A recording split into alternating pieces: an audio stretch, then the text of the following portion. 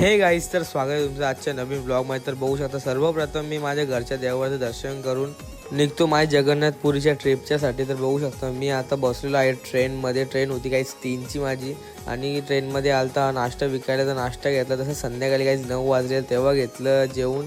आणि बघू शकता मम्मीने काही फ्रूट्स आणले, ते फ्रूट्स खातो। आणि टोटल काहीच 32 तासाचा ट्रॅव्हल करून आम्ही पोहोचलो भुवनेश्वर स्टेशनला। तिथे बघू शकता आमची सगळी पब्लिक।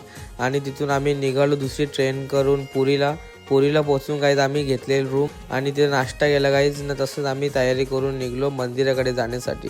तर मंदिराकडे जाण्यासाठी बघू शकता काही तिथं गर्दी किती होती, गर्दी काहीच आणि नंतर तिथे गेल्यावर काही समजलं की मोबाईल आतमध्ये अलाउड नाही। तर मग मोबाईल मी आतमध्ये जमा केलं, तिथं काउंटर होते काही तिथे जमा केलं। तर नंतर बघू शकता दर्शन तर माझं झालं काही। दर्शनाला टोटल 5 तास लागले। गर्दी काहीच खूप होती, खूप म्हणजे तुम्हाला सांगतो ना, मी माझ्या लाईफमध्ये एवढी गर्दी कधी बघितली नव्हती।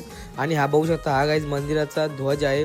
हा काहीच नेहमी हवेच्या विरुद्ध दिशेने वाहत असतो। आणि आजचा व्लॉग काही इथेच संपवतो, बाकीचा व्लॉग काही येईल उद्या, तो पार्ट 2 असणार आहे हा ब्लॉग।